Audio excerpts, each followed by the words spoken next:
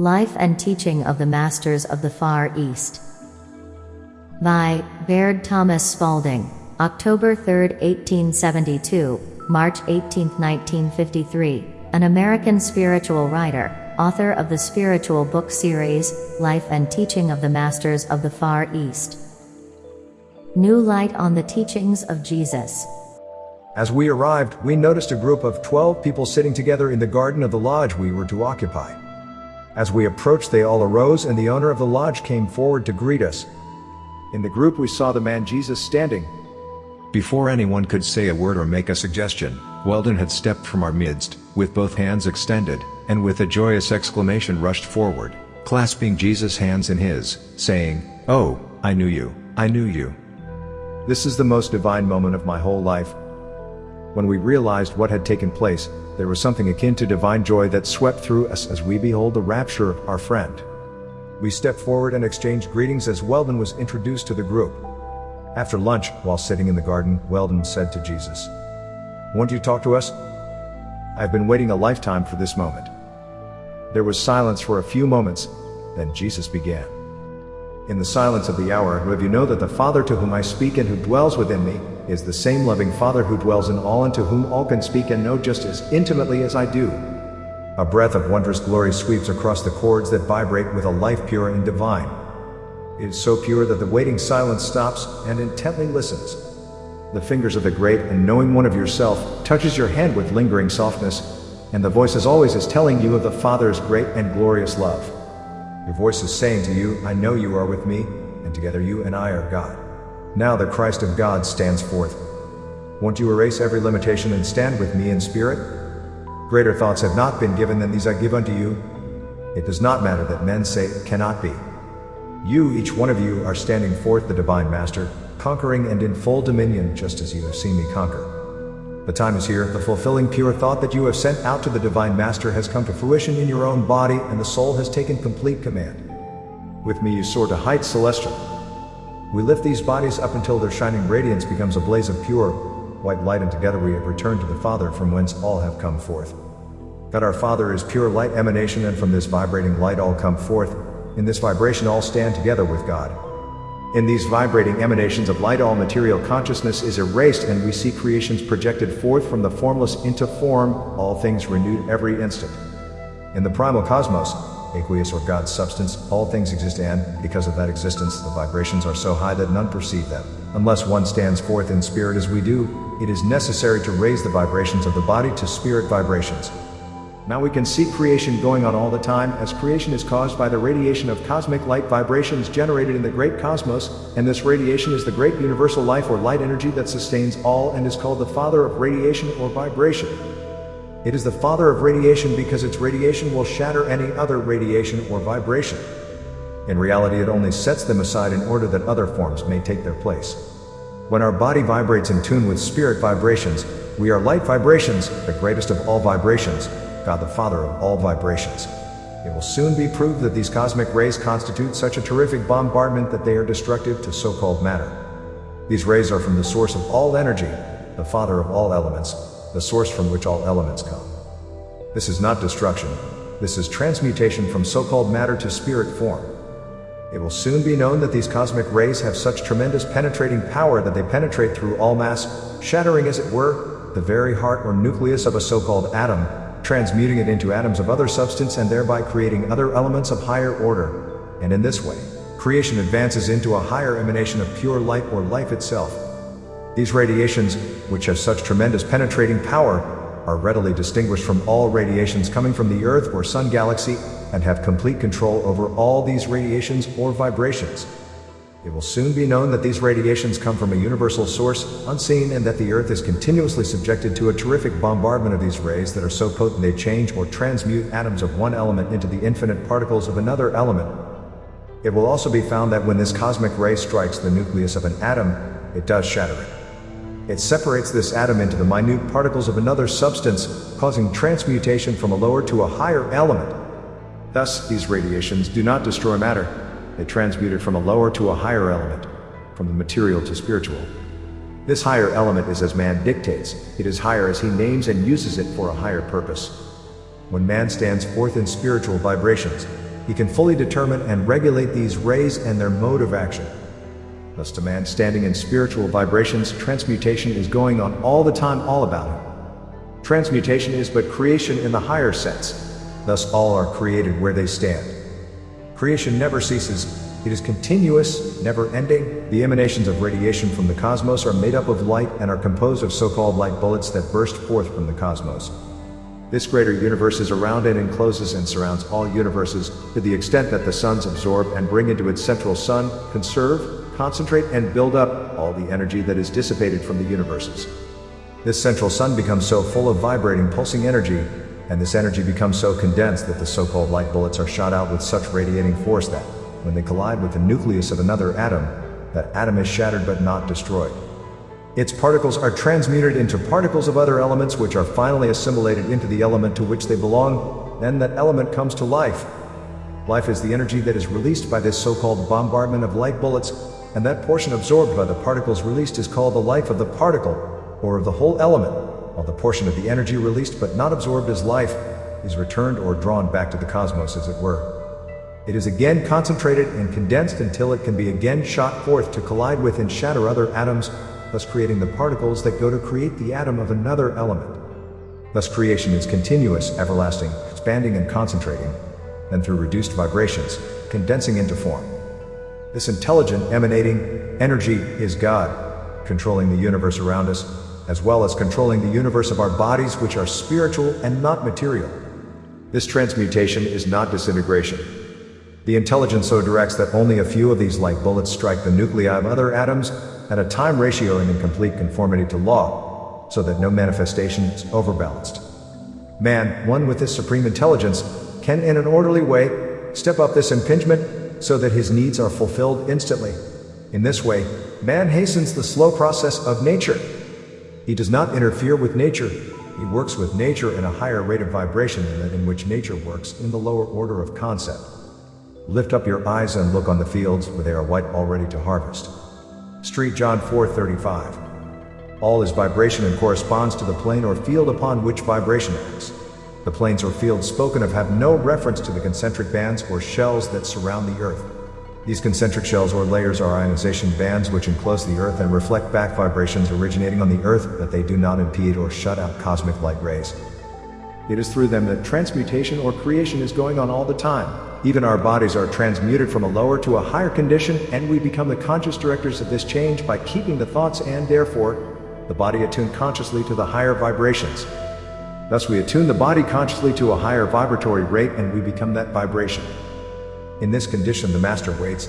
As you stand now, you are Master, you are ruler over all conditions.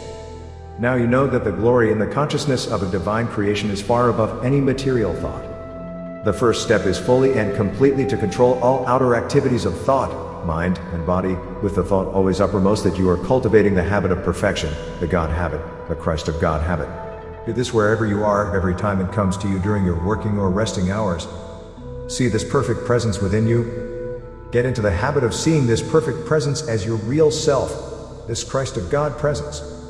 Then go a little further. See a divine white light, dazzling in purity and brilliance, emanating forth from the very center of your being. See it shining forth with such brilliance and glory that it emanates from every cell, fiber, tissue, muscle, and organ of your whole body.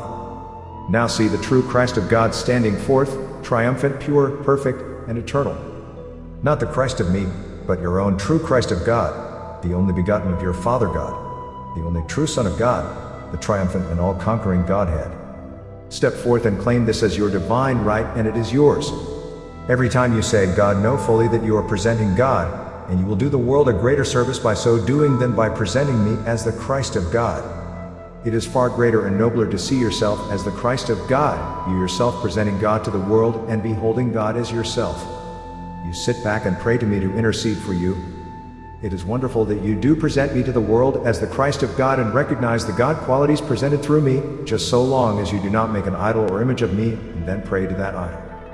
The moment you make a graven image of me and pray to that image, you debauch me and yourselves. It is well to see the ideal that I or anyone else presents, then make that ideal your very own. Then we are not apart or separate from God. As such, man conquers the world. Do you not see the greater thing to be accomplished by standing forth, one with us in God? If you cultivate this with love, reverence, devotion, and worship, it becomes a habit, and soon it is all of you, your daily life and existence. In a short time you have brought forth divinity. You are once more the divine Christ, the firstborn of God. You are one with primal spirit, energy. Actually feel, see, and take hold of this great light, accept, declare, and know positively that it is yours, and in a short time your body will actually send forth this light. In every age, in every condition, all through the great immensity, this supreme light has existed. It is everywhere. This light is life. When anything is made plain, we are enlightened regarding it. The light shines forth into our conscious concept. Soon the light of life will shine forth to your watching eye, as it has to all great ones. Many of these great ones are portrayed standing forth in a great blaze of light. Although you may not see it, this light is real and is life, radiating from your body. Here Weldon asked if we might talk over some of the Bible teachings, and Jesus readily assented. We arose and walked out of the garden together. After a short talk on general subjects, Jesus spoke, saying they realized that Weldon was mystified. He went on to say, "I shall talk to you just as I wish you to talk to yourself. If you will make these statements true or make them a part of yourself, you will need no other. These statements are in no wise to be used as formulas. Students can use them to bring their thoughts in accord with divine principle or, as many say, to train their thoughts to the one point. We use the word God as often as possible, repeating it many times. It is a well-known fact that the oftener you say or use the word God, knowing it to be the highest principle indwelling and flowing through you, the greater benefit you will derive from it. Allow me to repeat, our thought is, you cannot say God or use the name too much. See God as creative principle flowing through you, concentrate and energize that principle, and send it out with more dynamic influence. Because of the fact that it always flows through you as well as around you, you are able to give it a greater impetus by sending it out with the whole force of your being, impelling it outward. Man's body is the medium through which this force is transformed and added impetus is given it, in order to do a greater work and be sent forth in greater form. Thus, there is far greater force added to this principle through the fact that millions are magnifying its radiations and sending them out. Yet one man standing forth in full dominion can conquer the world. Thus, you see what millions could accomplish. The more you use this name, knowing that it is the indwelling God principle that you are establishing within you, the higher the rate of vibration of your body. These vibrations become correlated and respond to the divine vibrations which the word God means and gives forth. Should you say God once, meaningly, your body will never return to the same vibratory rate that it was giving off at the time you used the word God. With this thought in mind, make these statements your very own. Put them in your own language if you so desire. They are from you and not from any outside source. Just try for a time and see what it will do for you. Recall that every time you think God, you are God's divine plan. These are not my words, they are your words coming from the Christ of God, yourself. Bear in mind that Jesus, the man, became the Christ as he expressed light, which is pure life or God. God, my Father, the divine principle flowing through me, is all, and all that God is, I am. I am the Christ of God, God-man.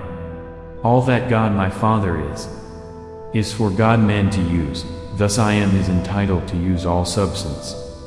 In fact, God my Father is pressing out all substance to God-man in unlimited measure. God principle is my Father, I am the Christ of God, both in whole and complete union. All that God has, the Christ of God is.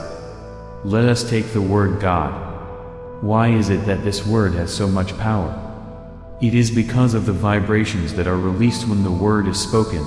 They are of the very highest, they are the cosmos, the most effective vibration. They come in on the cosmic ray and set up the highest field of radiation. This field is all-inclusive, all-penetrating, all-existing, and rules all mass. They are the ruling elements of all energy, and this vibration is the vehicle that carries light and life. The ruling intelligence back of this radiation is what we term God, and, through its radiation, the intelligence pervades everything. From this radiation field both light and life emanate. When man accepts these, he unites them in his body, they are one. This body responds immediately to the light vibration, and he is God vibration, his body radiates light. Thus, one standing forth as God is often invisible to one functioning in a lower vibratory field. This is the reason that the word God is so powerful. Because of this sustaining word God, your Bible has maintained such influence and longevity. Think of the number of times the word is written and thus spoken in that great book. See the different lines of radiation of light and therefore life and energy that go out from each word, either written or spoken. Each word carries its vibrations to the very soul of all who speak, hear, or see the word God. And as the soul responds to that vibration, the book from which the radiations come forth is lifted and exalted correspondingly as the soul is exalted by the vibrations. Thus, the book is given life, power, and immortality. It is in reality the word God that has accomplished this. Thus, you can say that the book is the word of God in the spiritual sense and not in the literal sense of the word. Too many take the Bible literally, instead of giving attention to its true spiritual value. This lack of consciousness matters little, as the spiritual vibrations set aside those set up by this attitude of thought. When they think or say God once, those vibrations far outweigh their lack of understanding. It is the survival of the Bible that has proved such a stumbling block to the scoffer and critic. The atheist fails utterly to explain why the word God supersedes and has complete dominion over the word evil. Repeat God thoughtfully for a time, then try to set up a vibration in your body with the word evil. If you have not already experienced this, it will be a revelation to you. Many scientists proclaim that the theistic hypothesis is impossible. Do not mind them, for the things which they pronounced impossible yesterday are being accomplished today. Do you not know that it is high time to go within your house, put it in order, and find out what the word God will do for you? Think attentively for a moment, try it and see if it will not cause you to drop all differences and bickerings. Speak God with your whole soul and feel the exhilaration that causes you to treat your brother more kindly and deal with him more justly. Place God before you and the mist of the long-forgotten ages will be dispelled as a wisp of smoke. The intellect may frown upon this. Don't mind the intellect, it has erred many times. Stand forth with the word God dominant within you, and a whole world of strife and confusion cannot touch you. When you know positively that God or supreme vibration does exist and that it is all power, you can use it to accomplish all things. With it you can transport yourself from place to place. If you are in one place and the need is for you to be elsewhere, recall it is the self that is holding you stationary, not God. You are using God power and limitation if you remain where you are. Let go of self, erase limitation, put forth the command that you are the Christ of God, one with the God vibration and power. The instant you make it definite that you are God vibration, you will be at your destination. Just thinking a thing does not accomplish that thing. You must know and do. Thin love and worship the source or principle enough to do it. Faith shows the way through thought, but it takes the actual command of the Christ of God, that you are that vibration. The instant you allow that vibration to take full command, you get up and do it. The knowing through love and worship becomes the accomplishment. That you are unconscious of their radiations does not set aside the fact of their existence. Through faith in their existence, then knowing that they do exist, you become conscious of their existence, then you can use them. When you express a vibration and are in tune with that vibratory field, you are invisible to things that express in a lower vibratory field. Thus, if your body vibrates with the speed of light, you are invisible to those that cannot see light. Light is life. Thus, if you live wholly in the vibrations of light, your body is pure life. Light, and life, is God. Thus all are God when they live in the God vibration. The sun shall be no more thy light by day, neither for brightness shall the moon give light unto thee. But the Lord shall be unto thee an everlasting light, and thy God, thy glory. The Lord Christ of God has no more need of light when his body vibrations are in unison with God vibrations. His body is light, purer than that of the noonday sun. The Lord, or law of God, expressing pure life, light, through Jesus or man, becomes the Christ upon earth. Each man becomes the Christ when the Lord, law, or law of God is understood and actually lived. I am the light of the world. He that followeth me shall not walk in darkness but shall have the light of life. The Pharisees therefore said unto him, Thou bearest record of thyself, thy record is not true. Jesus answered and said unto them, Though I bear record of myself, yet my record is true, for I know whence I came and whither I go, but ye cannot tell whence I come, and whither I go. Ye judge after the flesh, I judge no man. And yet, if I judge, my judgment is true, for I am not alone but I and the Father that sent me. Ed. It is also written in your law that the testimony of two men is true. I am one that bears witness of myself, and the Father that sent me beareth witness of me. Then said they unto him, Where is thy Father? Jesus answered, Ye neither know me, nor my Father. If ye had known me, ye should have known my Father also. How can you walk in darkness if you walk hand in hand with God? If you let God triumph, your works and accomplishments are eternal. You came forth with this vibration, and as long as you live true to this light, you will never perish or change. These vibrations go on forever. Many have lived noble lives and accomplished noble deeds, all accomplished through God vibrations. Thus they have the power to create by lowering these vibrations and allowing the aqueous substance to consolidate into form. Aqueous substance is that substance which contains all elements. Scientists will discover that all elements can be resolved into this aqueous or vaporous condition. In this state, all substance vibrates or radiates at the same rate of vibration. Thus, by lowering the vibrations to the rate at which the particles of the element will coalesce or come together, you may produce the element desire. Here the cosmic radiations play an important part. Here the transmutation takes place. Many great souls have lived and their works have passed with them, because they were unconscious of the power that sustained them. They, as well as others, were unconscious of their works and thus were forgotten. Had they recognized this power and then, through definite thought and action consolidated these deeds, their accomplishments would have stood forth as a mountain that could not be forgotten, the same as the great mountains of accomplishments that stand forth before humanity today, as, for example, the Great Pyramid of Egypt. Is it not much greater to live the Christ life? Is it not worthwhile to make this your ideal? Does this not completely erase the petty things of life? Do you not see the accomplishments of the ones that dared to step forth and live the Christ life? As you accomplish this, you stand on the Mount of Transfiguration. Man's law and prophecy disappear and the triumphant Christ stands alone, but not lonely. You can do this, all can do it, if they but will. Now you know that you and the Father are one. This is the testimony of two standing together as one law, and this testimony is true. Thus, if you judge, your judgment is true. If you bear record of this origin, your record is true. As you know your origin with the Father, you never pass on, you always know the Father. If they had known one, that is my Father, they would have known me, for our vibrations would have been in perfect accord. Then cried Jesus in the temple as he taught, saying, Ye both know me, and ye know whence I am, and I am not come of myself, but he that sent me is true, whom ye know not.